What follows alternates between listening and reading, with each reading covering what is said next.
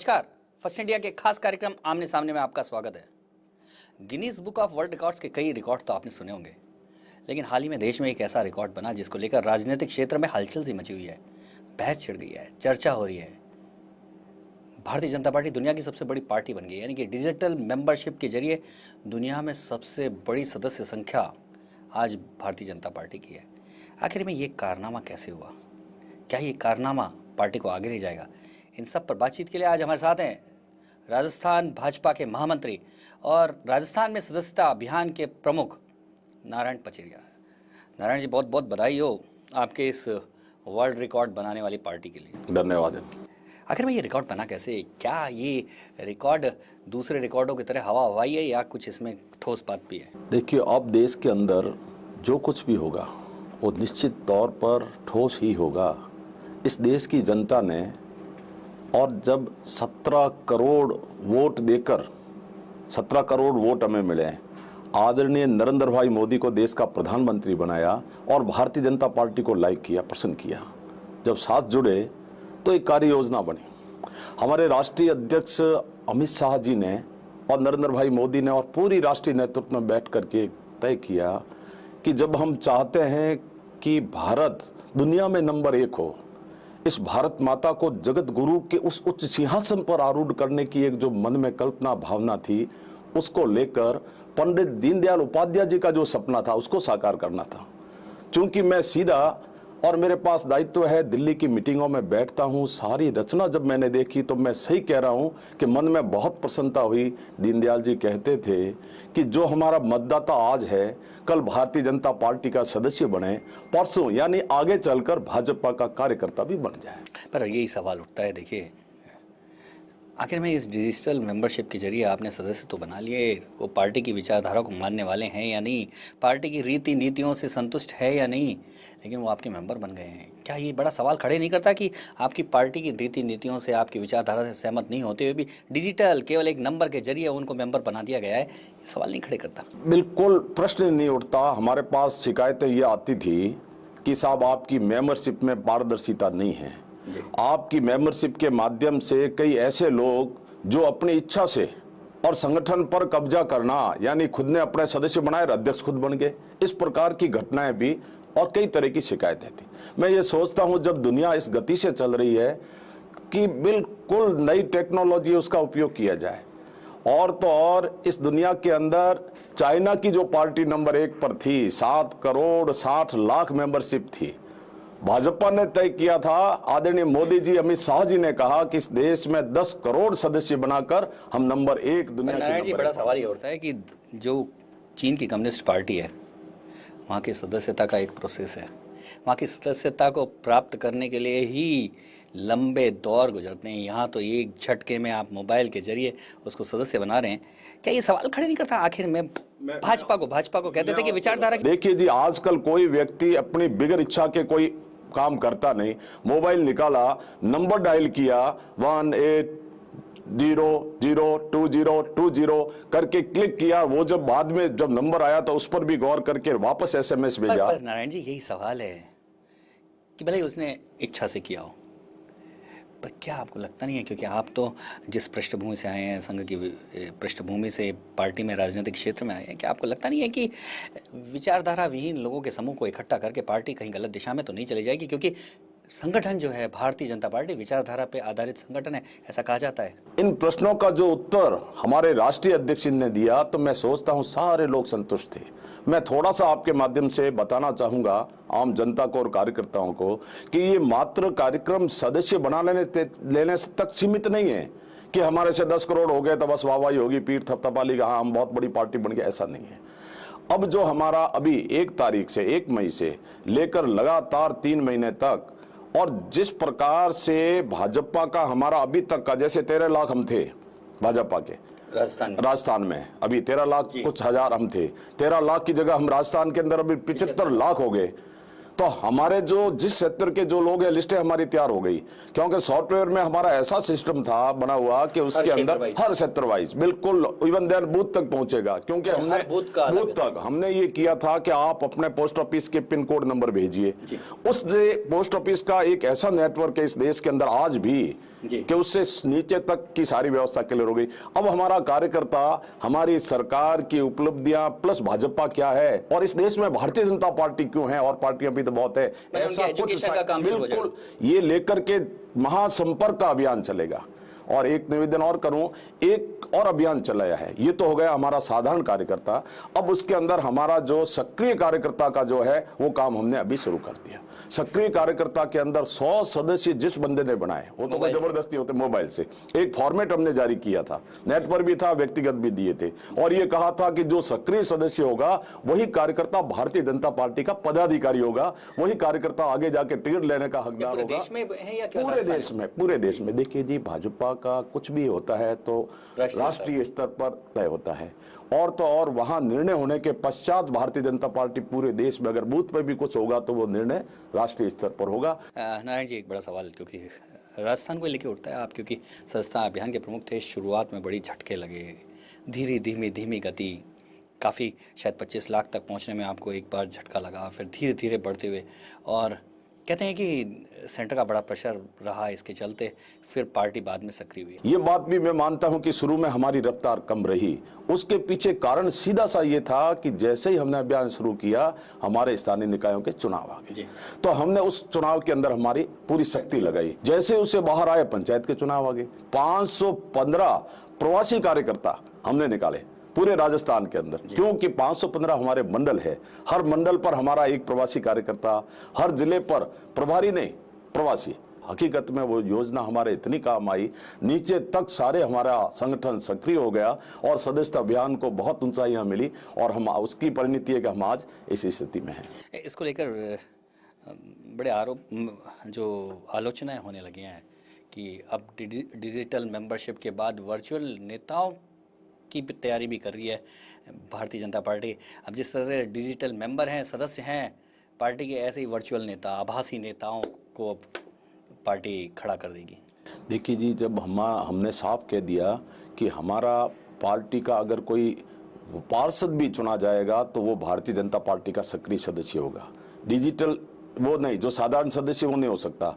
100 member से, 100 व्यक्तियों से रूबरू होके उनको पार्टी की बात करके समझा के पार्टी की विचारधारा से जोड़ने वाला, इसलिए ऐसा कुछ नहीं। जैसे जैसे आपकी पार्टी का व्याप बढ़ा है, जैसे जैसे बाहर के दूसरे दलों से या दूसरे विचारों से उलटकर पार्टी में लोग आए हैं, तो पार्टी के अंदर पहले से ही संघर्ष है, वो पार्टी की विचारधारा को अपना नहीं पा रहे हैं और आपस में संघर्ष है। आज तक पार्टी उन्हीं कार्यकर्ताओं को, उन्हीं नेताओं को अपने विचारों में ढाल नहीं पाई है, फिर इतनी बड़ी संख्या में डिजिटल मेंबर्स को कैसे आप विचारधारा से? लोकसभा चुनाव में 17 करोड़ मतदाताओं ने भारतीय जनता पार्टी को वोट दिए थे। 17 करोड़ में से 10 करोड़ को, मैं कहता हूं नहीं है दुनिया में ऐसा कोई उदाहरण नहीं है, 10 करोड़ लोग जब भारतीय जनता पार्टी से जुड़ गए तो अरे भाई 10 करोड़ लोगों के मोबाइल नंबर हमारे पास है, तो इस दुनिया के अंदर आप कल्पना करोगे एक साथ 2 लाख 3 लाख 5 लाख लोगों से हमारे प्रधानमंत्री जी बात करेंगे, कभी राजस्थान में मुख्यमंत्री जी बात करेंगे, कभी वहां की उपलब्धियां उस कार्यकर्ता तक जो हमसे जुड़ा है वहां हम पहुंचाएंगे। तो ये कहावत है ना कि बार बार अगर सारी चीज उसके पास जाती रहेगी तो वो भी जागृत रहेगा, वो भी सावधान रहेगा, वो भी देश के लिए, राष्ट्र के लिए समर्पित भावना से काम करेगा, ये भी उसका उपयोग उन साधारण सदस्यों के लिए रहेगा। पार्टी के पुराने लोग अभी से ये सवाल उठाने लगे हैं कि जो नए लोग आए हैं वो पार्टी की विचारधारा से पूरी तरह से सहमत नहीं है। नहीं, ये जो आपका प्रश्न है इससे मैं 1% भी सहमत नहीं हूं। भारतीय जनता पार्टी का मेरा कोई भी पदाधिकारी, दायित्ववान कार्यकर्ता और विचारों से सहमत नहीं है, इस बात को कतई हम स्वीकार नहीं करते। पर एक बड़ा सवाल नारायण जी, क्योंकि ये नहीं उठता, क्योंकि आप तो 75 के आंदोलन से उपजे हुए नेता हैं, और गोविंदाचार्य जी ने एक बड़ा सवाल उठाया था जब उन्होंने पार्टी को छोड़ा था। उन्होंने कहा था कि जिस चाल, चरित्र और चेहरा पार्टी का बदल चुका है, ये उन्होंने आज से 20 साल पहले बात कही थी, और अब तो आपने प्रवाह बिल्कुल खोल दिया है, पूरी की पूरी तरह से परनाला अब पार्टी के नदी में शामिल हो रहा है। तो क्या इसने तो चाल, चरित्र और चेहरे के साथ ही सब कुछ, रंग रूप रोगन भी तो नहीं बदल दिया, सब कुछ बदल के रख डाला? देखो जी, अब जो कुछ भी हो रहा है वो चांसली नहीं हो रहा है, चांसली नहीं हो रहा है, सारा चॉइसली हो रहा है। जो कुछ भी इस भारत के अंदर भारतीय जनता पार्टी और जो हमारी सरकारें, चाहे राष्ट्रीय की आदरणीय मोदी जी की सरकार है, चाहे जहां जहां भी राजस्थान में मुख्यमंत्री वसुंधरा राजे की सरकार है, सबने मिलकर बैठकर, सबका एक लक्ष्य है, लक्ष्य विहीन नहीं है हम। अब हमें सब पता है कि तो हमें यानी क्या कि करना है। यानी कि तय कर चुके हैं कि पार्टी का रंग रूप रोगन सब बदल डालेंगे। बिल्कुल नहीं बदलेंगे। पार्टी का रंग रूप रोगन निखर कर आ गया है, केवल देश में नहीं, केवल देश में नहीं। आपको आश्चर्य होगा कि पहली बार हिंदुस्तान के प्रधानमंत्री को जिस प्रकार से, चाहे अमेरिका होगा, चाहे फ्रांस होगा, जापान होगा, जर्मन होगा, कनाडा होगा, आप कहीं भी देख लीजिए, अरे भाई भारत माता की जय जयकार विदेशों में हो रही है, वंदे मातरम का गान विदेशों में हो रहा है। नारायण जी, यही बड़ी बात है कि दुनिया में इस समय भारत की पूजा होने लगी है, भारत की शक्ति को मानने लगे हैं। पर देश में क्या हाल हो रहा है, मोदी जी का लगातार ग्राफ गिरता जा रहा है, किसान आत्महत्या करने को मजबूर हो रहा है। इस पर चर्चा जारी रखेंगे, अभी लेते हैं एक छोटा सा ब्रेक।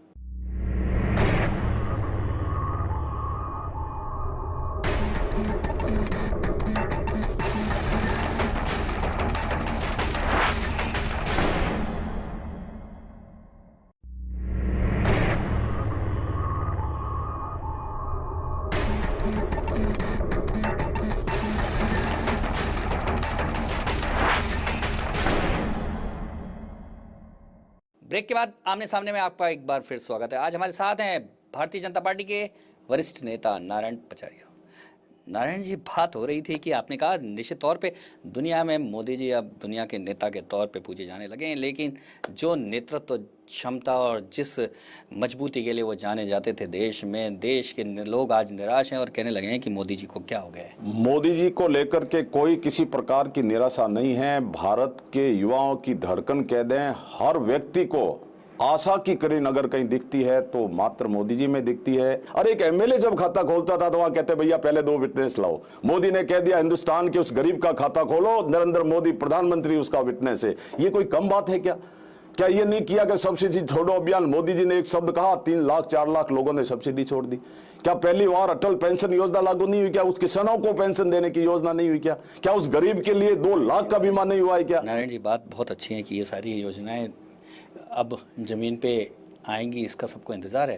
लेकिन क्या नारायण जी लगता नहीं है कि कांग्रेस के शासन में बड़ी संख्या में किसानों की आत्महत्याएं हुई? विदर्भ के क्षेत्र में, महाराष्ट्र में बहुत बड़ी संख्या में अब फिर एक साल का रिकॉर्ड आ रहा है। 635-640 किसान आत्महत्या कर चुके हैं उस इलाके में। और राजस्थान में तो कभी किसान की आत्महत्या का कभी सुना ही था। राजस्थान के किसान किस तरह से जूझते रहे सदियों से, लेकिन पहली बार राजस्थान में ऐसा हुआ है कि किसानों को मजबूरी में, गरीबी में आत्महत्या करनी पड़ रही है। तो क्या हमारे लिए शर्म की बात नहीं होती कि हम इतनी बड़ी बड़ी बात तो कर जाते हैं, इतनी बड़ी बड़ी योजनाओं की बात हो जाती है, लेकिन किसान आत्महत्या कर रहे हैं?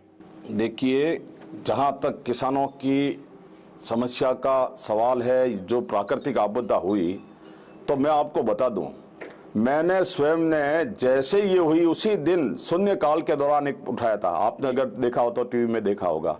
हमने ये कहा कि राजस्थान का हमारा किसान भाई इतना मजबूत है, चाहे 7-7 अकाल पड़ गए होंगे तो भी जो है जूझने वाला। बिल्कुल मैं इस बात से आपका पूर्णतः सहमत हूं। लेकिन इस तरह की अब जो घटना हुई थी, एक हुई थी उस समय भीलवाड़ा में, अभी कल दौसा की हुई, हकीकत में अलवर में भी हो गई। हाँ, अलवर में भी हो गई। वो पटड़ी पर आकर के एक किसान का पूरा संगठन किसान भाइयों के साथ में है। जरा मजबूती के साथ खड़े रहें, सरकार आपके साथ है, केवल कहते नहीं है, साथ साथ आपको पता होगा वर्षों से जो नॉर्म्स थे उसमें तुरंत एक आदेश में परिवर्तन कर दिया, कह दिया 33% भी अगर फसल खराब हुई है तो उनको हम मुआवजा देंगे। फिर भी नारायण जी, फिर भी किसान को आत्महत्या करनी पड़ गई। इसका मतलब घोषणाएं तो हो गई, जमीनी स्तर पे नहीं उतरी हैं, घोषणाएं तो हो गई, सहायता नहीं पहुंची है, घोषणाएं तो हो गई, किसान अभी भी बेहाल है। अभी सप्ताह भर भी नहीं हुआ, 3-4-5 दिन पहले और ये जो निर्णय हुए हैं, आप समझते हैं कि एक जो गवर्नमेंट का सिस्टम है, ये कोई भाजपा ने नहीं बनाया, मोदी जी ने नहीं बनाया। जो ब्यूरोक्रेसी का सिस्टम है, हालांकि उसमें बहुत पारदर्शिता लिया है। अब तो यहां तक कह दिया है कि बिल्कुल डायरेक्ट जो है जाके पेमेंट दीजिए, कोई मध्यस्थता नहीं, कोई पारदर्शिता सीधी, ऐसा कुछ कर रहे हैं। पर थोड़ा देखिए जी, इतना सालों की आजादी के बाद जो कोलैप्स हुआ सिस्टम है, उसको जरा दुरुस्त करने में, ठीक करने में समय तो लगेगा। पहली बार हुआ है कि जब 9 महीने 10 महीने हो गए, एक भी आक्षेप, एक भी आरोप किसी प्रकार का, स्वच्छ प्रशासन शासन, अरे कैसे हो सकता है? एक देश का प्रधानमंत्री अगर लाल किले की पाची से ये बोलता हो कि मैं रक्षक हूं, रखवाला हूं, न खाऊंगा न खाने दूंगा, किसकी हिम्मत है? चाहे कितना भी व्यक्ति बड़ा होगा। नारायण जी, बात सही है कि मोदी जी की ईमानदारी को लेकर कोई शक नहीं है, उनके भ्रष्टाचार के खिलाफ उनके कमिटमेंट को लेकर भी कोई शक नहीं है, किसी देश की या दुनिया की जनता को किसी को शक नहीं है। लेकिन सवाल यही उठता है, उसके बावजूद नीचे तक हालात वो नहीं बदले। आज भी लेन देन होता है, आज भी कमीशन खोरी होती है, नीचे के सारे कामों की हालत आज भी वही है। किसान बिना पैसे के अपनी जमाबंदी की नकल नहीं ले पा रहा। किसान के साथ या आम आदमी के साथ वही दुश्वारियां हैं। मोदी जी बहुत ईमानदार हैं, सब जानती है दुनिया, लेकिन मोदी जी के नीचे का अमला आज भी वैसा का वैसा है। जनता और ज़्यादा वेट नहीं कर सकती। जनता 1 साल हो चुका है। अभी ये ठीक बात आप कह रहे हैं कि निश्चित तौर पर नीचे तक जो है अभी तक जो जिस तरीके से सुधार होना चाहिए नहीं हो रहा है। देखिए जी, आखिर जिस प्रकार की रचना लगातार आजादी के पूर्व से लेकर शुरू हो गया था सिस्टम रचना, उसको दुरुस्त करने में समय तो लगेगा। दुर्भाग्य है अभी हमारा कि राज्यसभा में हम मेजोरिटी में नहीं हैं। उसकी परिणति उसी की परिणति है कि जिस गति से हमारी सरकार को काम करने की, अरे एक प्रधानमंत्री 24 घंटों में से 18 घंटे काम करे। नारायण जी सवाल ही उठता है, आपने कहा कि राज्यसभा में बहुमत नहीं है इसलिए बड़ी दुविधा में रहती है सरकार, लेकिन लैंड एक्विजिशन के मामले में ऐसा नहीं होता है, सरकार हट जाती है क्योंकि वो कुछ उद्योगपतियों से जुड़ा हुआ मामला है, क्योंकि धनाढ्यों से जुड़ा हुआ मामला है। वहाँ तो सरकार पूरी तरह से अपना जोर लगा देती है, अपनी पूरी शक्ति को लगा देती है और किसी भी तरह से कभी ऑर्डिनेंस लाके और कभी संयुक्त अधिवेशन बुलाने की कोशिश करके मंशा जताकर इस बिल को पास कराना चाहती है। लेकिन गरीबों के मामले में ऐसा नहीं है। बहुत अच्छी बात आपने पूछ ली। मेरे मन की इच्छा भी थी कि मैं आपके माध्यम से मेरे उन किसान भाइयों को, उन लोगों तक सत्यता पहुंचा दूं। अरे भाई, जब लगता है ना कि हम तो लुट गए, हम समाप्त होने जा रहे हैं, जब टीम कोई हारती है ना तो मारो या मरो, उसी स्थिति में तो विपक्षियों ने तो वो स्थिति कर ली। अरे देश का प्रधानमंत्री जब ये कह रहा है कि 1 इंच जमीन भी किसी औद्योगिक घराने को नहीं देंगे, जहां तक संभव होगा सरकारी जमीन, बंजर जमीन को एक्वायर्ड किया जाएगा, जब हमें लगेगा कि आवश्यक है जितनी जरूरत है उतनी ही जमीन ली जाएगी, 4 गुना मुआवजा दिया जाएगा। नारायण जी ये सवाल यहीं उठता है, क्या प्रधानमंत्री जो बोलते हैं वो धरातल पे उतर पाता है? क्योंकि सारी की सारी काम तो मशीनरी करती है, उस मशीनरी को आज तक नहीं बदल पाई है मोदी सरकार भी। तो क्या मशीनरी ने अगर गड़बड़ी की तो जिम्मेदारी किसकी होगी? इस कानून के माध्यम से मशीनरी ने, अफसरों ने चाह लिया कि किसी धनाढ्य को, किसी उद्योगपति को लाभ पहुंचाना है, तो कैसे रोकेगी मोदी सरकार इस कानून के बाद? देखिए जी, भारत के अंदर लोकतंत्र है जी, लोकतंत्र में कानून से काम चलता है, ये तो हम कह रहे हैं। अरे कानून पास होने दीजिए, फिर किसकी हिम्मत है? कानून के विपरीत कोई भी नहीं जाता। और मोदी जी की जो दूरदृष्टि है ना, कल आपने देखा होगा कॉन्फ्रेंस के जरिए वहां बैठे दिल्ली में और तुरंत यहाँ के विभाग को बुला करके कॉन्फ्रेंस के जरिए वीडियो कॉन्फ्रेंस में बात की, सेंट्रल के अंदर उधर और फॉरेस्ट वालों से बात हुई और हाथों हाथ निर्णय करवाया कि जो काम हमारे आदिवासियों के पट्टे को लेकर के बहुत मतलब इतनी रिलीफ आप समझ लिए मिली है, कह दिया इस महीने के अंत तक सबके पट्टे हो जाने चाहिए। नारायण जी, बड़ा ये सवाल उठता है कि जो अभी लैंड एक्विजिशन लागू है, जो यूपीए सरकार ने लागू किया है, उसमें लोगों की राय 70% लोगों की राय है। उसमें सोशल जो असेसमेंट की जो बात है, सामाजिक प्रभाव के असेसमेंट की जो बात है, उससे क्यों मोदी सरकार को दिक्कत है, क्यों हटाना चाहती है? वो क्या हटा रहे हैं? कुछ नहीं हटा रहे हैं, हम तो उल्टा जोड़ रहे हैं उसके अंदर।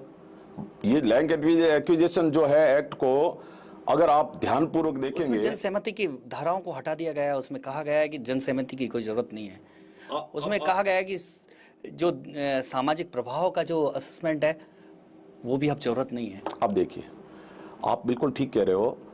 क्या कभी भी एक परिवार को चलाने के लिए भी, एक सामान्य बात, छोटी सी बात आपके माध्यम से सब लोगों तक पहुंचाना चाहूंगा, क्या एक परिवार के अंदर 80% सदस्य, बड़ा कलनुबा दादा का परिवार बहुत बड़ा है, 80% सदस्य सहमत होंगे तभी निर्णय होगा, तो क्या वो परिवार भी चलेगा क्या? जब देश चलाना है और कह दिया कि हम उसी मामले में लेंगे जो रक्षा से संबंधित है, चाहे आप रेलवे से संबंधित है, चाहे परिवहन से संबंधित है, तो ही हम जमीन लेंगे। अरे एक्ट में प्रावधान कर रहे हैं तो जरा समझो, सुनो, उसके बाद आगे बढ़ो। और 21 मुख्यमंत्रियों ने लिखित में, और अभी गडकरी जी ने कहा भी था, साफ साफ कहा कि हमारे सारे के सारे प्रोजेक्ट रुके पड़े हैं, हो नहीं सकता, कोर्टों में मामले चले गए और विकास के काम रुक गए। 400 करोड़ की थी जो 400 करोड़ की जगह 800 करोड़ हो गए, रेट्स बढ़ रही है। ये सारी समस्या डेवलपमेंट की आई थी ना, उनको देखते हुए निर्णय किया है। किसान, मेरे किसान भाई को किसी प्रकार का कोई कष्ट, अरे वो गरीब बाप का बेटा जिसने बहुत गरीबी देखी है, देश के प्रधानमंत्री जी ने, सब पता है, किसानों की, गरीबों की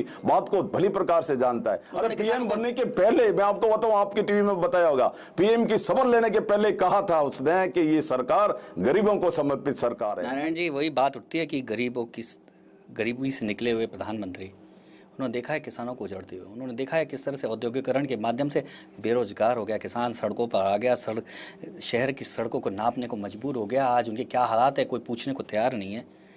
क्या प्रधानमंत्री को नहीं चाहिए था कि इस लैंड एक्विजिशन को लाने से पहले कहीं ये भी करते कि किसान को कैसे स्थायित्व दिया जाए, इसका भी कोई कानून लाते, किसान कैसे बचे इसका भी कोई कानून लाते, खेती कैसे बचे इसका कोई कानून लाते, किसान और किसान का परिवार कैसे मजबूत हो इसका कोई कानून लाते।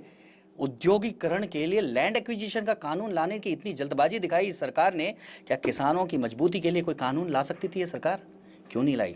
अब मुझे समझ में आया, जिस प्रकार का प्रश्न आपने किया है उससे शायद लगता है कि इस देश का मीडिया भी और पूरी तरह से लैंड एक्विजिशन बिल को न पढ़ के और जो प्रेजेंट किया जा रहा है, अरे भैया जरा पढ़ो तो सही। उसमें साफ कहा है कि किसान का बेटा मात्र किसान न रहे, किसान की फसल वहीं पर गांवों तक न रहे, सेठिए बिचौलिए जाकर के सस्ते में न खरीद ले। तो क्या उस गांव के अंदर सड़क नहीं चाहिए? सड़क जाने के लिए क्या एक्विजिशन नहीं करना पड़ेगा? क्या उस किसान के बेटे को नौकरी नहीं दिलानी? क्या कोई उसी क्षेत्र के अंदर बड़ा कोई, जैसे अभी करके आए एमओयू, और एक देश के अंदर बहुत बड़ा जो है हमारी इंडस्ट्री खुलने वाली है, फैक्ट्री खुलेगी, भारत सरकार से उनका समझौता हो गया और हमने कह दिया कि इतना % हमारा, इतना विदेश का, एक बहुत बड़ी फैक्ट्री खुल गई। तो वहां पर और क्या उस एरिया के किसान के बच्चे नौकरी नहीं करेंगे क्या?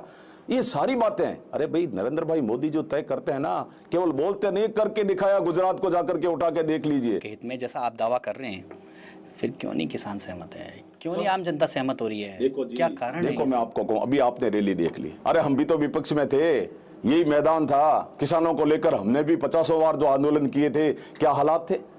एक रेलगाड़ी निकली, वो भी राजस्थान की बता रहा हूं, जाने की बात कर, पहले तो लड़े कि साहब कौन साधन करेगा, कौन नेता क्या करेगा, ये हमारे विपक्ष भाइयों का चला। फिर एक रेलगाड़ी कर दी तो वो चलते चलते चलते पहुंची। एक रेलगाड़ी की जरा संख्या देख लीजिए, क्या राजस्थान में इतने किसान है क्या? और वो भी प्रायोजित तरीके से। इसलिए मैं बिल्कुल नहीं मानता कि ये मात्र जो है प्रचार प्रसार करके झूठा भ्रम फैलाया जा रहा है। संपूर्ण किसान, अरे भाई किसानों की जो यूनियंस है ना, उनसे भी वार्ता हुई है, मुख्यमंत्रियों से वार्ता हुई, ईमानदारी से नेता, कांग्रेस के नेता कहते हैं नहीं साहब ठीक है, लेकिन राजनीति है, हमें तो करना पड़ेगा। अब राज्यसभा की वही फिर क्वेश्चन मार्क है, जिसके तो आप भी मेंबर हैं। क्या करेगी इस लैंड एक्विजिशन बिल को लेकर सरकार? कैसे इसको, या वापस बार बार अध्यादेश के जरिए ही काम चलाएगी? मैं सोचता हूं कि इसकी अब आगे आवश्यकता अध्यादेश की नहीं रहेगी। लोकसभा से तो पारित है और ये बिल राज्यसभा के अंदर जो आएगा, अरे हम तो कहते हैं लाओ, गिराओ ना, कौन मना करता है? ये थोड़ी कहते हैं आप तो डिबेट के लिए तैयार नहीं, आप तो बैठने के लिए तैयार नहीं, बिल को पेश करवाने के लिए भी तैयार नहीं। ये हालात जो है हमारे राज्यसभा में, बिल्कुल इस बार जो है बिल को पेश किया जाएगा। पेश करने के बाद में जो भी तय हो, या तो बिल वोट करके गिरा दो, नहीं चाहते तो कहो कि भाई ये लो साहब आप नहीं चलते, या कहते हैं कि नहीं साहब और कोई प्रवर समिति को सौंपना है तो वो करवा दो, कुछ भी करवाओ, करेगा सदन। लेकिन आप देखेंगे राज्यसभा की हालात ये है कि आके सभापति के चारों तरफ घेरा डाल के टीवी की तरफ मुंह करके नारे लगाने के सिवाय भाई कुछ भी तो नहीं करते। ये है राज्यसभा की गतवार की स्थिति। तो इस बार क्या स्ट्रेटेजी बनाई है? वो तो हमारे राष्ट्रीय नेतृत्व जैसा तय करके और हमें जैसा निर्देश देंगे उसके अनुरूप हम लोग जो है हमारी पूरी टीम काम करेगी। नरेंद्र मोदी बार बार कह रहे हैं और अमित शाह ने भी कहा है कि अब ये लैंड एक्विजिशन को बिल को लेकर सरकार जनता तक जाएगी, उनको समझाएगी। 1 मई से जैसे ये हम अभियान चल रहे हैं ना, संपर्क अभियान जो हमारा चलेगा, इसके अंदर हम ये सारी बातें लेकर के और उन कार्यकर्ताओं के माध्यम से घर घर जाएंगे, किसानों के बीच में जाएंगे। हमारे नेता लोग जाकर के मीटिंग्स भी लेंगे अपने अपने क्षेत्र में, और मैं कहता हूं कि नेताओं को भी आ जाएगी, सद्बुद्धि देंगे, नेता भी जो है समझेंगे। समझने के बाद जिस प्रकार से माइंस का और कोल्स का जो बिल पास करवाया था, एक बार तो हट गए थे, उसके बाद में बिल्कुल साथ रह के पास करवाया। बिल्कुल हम चाहते हैं कि आ जाए। नारायण जी, एक और, क्योंकि राजस्थान के सदस्यता प्रभारी हैं, 1 करोड़ सदस्य कब पूरे हो रहे हैं आपके? देखिए हमारा 1 करोड़ का नहीं है, हमारे को लक्ष्य जो दिया है वो दिया है 85 लाख, क्योंकि हमारे को 1 करोड़ और 48 लाख वोट मिले थे। क्योंकि ये जो हमारा काम है ना, परसेंटेज कितने हुए तो उसमें से कितने, तो ये हमने तय करके 85 लाख सदस्यों का कहा था। मैं धन्यवाद दूंगा मेरे उन सभी कार्यकर्ताओं को और उन सभी जनप्रतिनिधि नेताओं को, उन्होंने मेहनत की। मेहनत करने के बाद में हम 75 लाख को हम क्रॉस कर गए। अभी हमारा एवरेज करीब 50-55 हज़ार जो है नए सदस्य जुड़ रहे। सदस्यता अभियान को हम और गति दे करके, हमारा पहला प्रयास तो ये रहेगा कि हम आने वाले सप्ताह भर जो हमारे पास बचा है 6-7 दिन, उसके अंदर हम हमारे लक्ष्य को प्राप्त कर लें, 85 लाख सदस्य बना दें। तो ये थे भारतीय जनता पार्टी के नेता नारायण पचेरिया। अगले हफ्ते फिर मिलेंगे एक और हस्ती के साथ।